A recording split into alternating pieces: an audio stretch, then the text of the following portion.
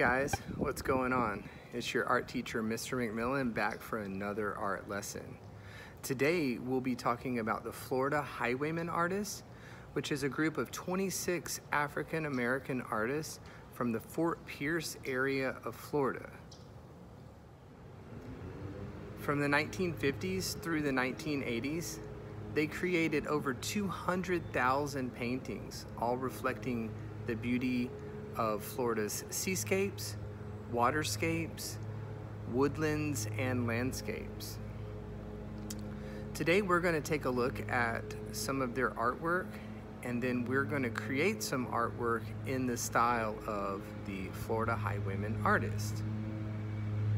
So we'll first look at the foreground, which is the area closest to us in the picture. And then the area in green is called the middle ground. It's about in the middle of the picture. And then the background in blue is the furthest areas away. As we look at pictures from the Florida Highwaymen, we notice that they show things up close in the foreground, things in the middle that are further away but in the middle ground, and then the background, which is way, way far away and tiny. And sometimes there might really hardly be anything in the background, maybe just a landscape line. So to begin this project, I am going to use a square piece of paper that I trace this rectangle that's probably about 2 inches by 3 inches. You could just use a rectangle for some of these artworks, but you're going to need the diamond shape if you're going to make the special kind of book that we'll do later. Remember, these artworks are all about Florida and in the style of the Florida Highwaymen. So the first thing that I'm doing is establishing the foreground, much like the Florida Highwaymen did in a lot of their artworks. A lot of them have maybe a tree framing the corner, and then I have some land, like hills really up close. Then I'm going to add this horizon line, which, since it's water, it's just a straight line that goes across, and that separates the sky and the water. Now I can add some things in the background, like little clumps of trees that are maybe on little bits of land that are on the other side of the water. I could add maybe some clouds in the sky and things like that as well. Birds, whatever you would like. And of course, you don't have to do this same kind of picture. This is just one example of one that I've done. I will go in, I'm going to add a few more details, and then I'm going to add something into the middle ground, because right now there's nothing there. But I'm going to add someone fishing in the middle ground. Sometimes when you have pictures of water like that, you might very well not have anything really in the middle ground. It might just be the water, and that's okay as well. But this case, I have this person fishing, and they're in what's called the middle ground.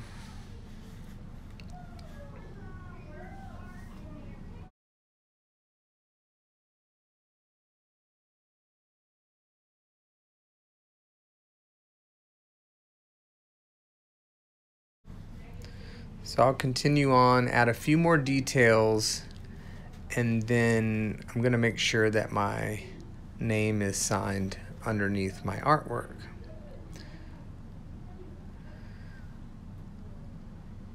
So next we can look at a few different examples of ones that I've done with little lakes or ponds. There's a wave crashing in this one. Notice that they all have a foreground, a middle ground, and a background. I'm going to start to color now. I have 4 pictures finished. That's an ideal number for this project. You can do less if you want, or more, but I'm going to fill it all the way in with color, because in nature there's no empty spaces. So here are my 4 different artworks colored all the way in, and they all represent places you would see in Florida. Here's even one of the Capitol from Tallahassee. All right, So now we're going to begin the folding process for the book. So notice that I folded this in half, kind of what they call hot dog style. I'm going to turn it and then fold it in half again in what they call hamburger style. When I'm finished with that, I'm going to open it back up, and it creates like a plus sign if you're looking at this like a square. But now I'm going to fold it across the middle from one point to the other point. And I'm going to fold it like a triangle, but notice which way my artwork is going. I can look at my artwork, it's going right across the middle. And then you see the book collapses like this, and then you have your special fold, which is called an origami fold. If you need to go back and look at that again, then you can.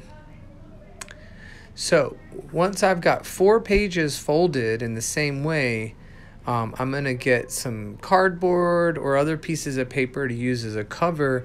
I like to mix a little bit of water with white glue and use a brush, but you could also use a glue stick or rubber cement, or just glue out of the bottle and just don't go too heavy with it. That all works as well.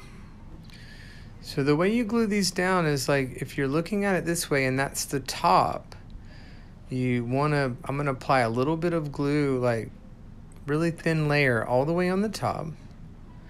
And then I'm going to take the bottom of the next page. So as you're looking at it, you make sure it's at the bottom, and you're going to put that on the top. Notice how my folds all line up and everything, so it should open exactly on the same side. I'm going to press those together. See how it opens on the same side? That's important.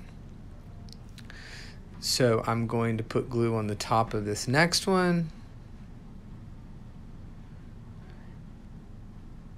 And then also very carefully find the bottom of the next one. See, I can see where the bottom is, and attach that in the same manner.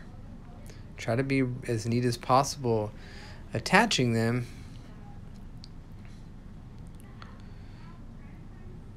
Oh yeah.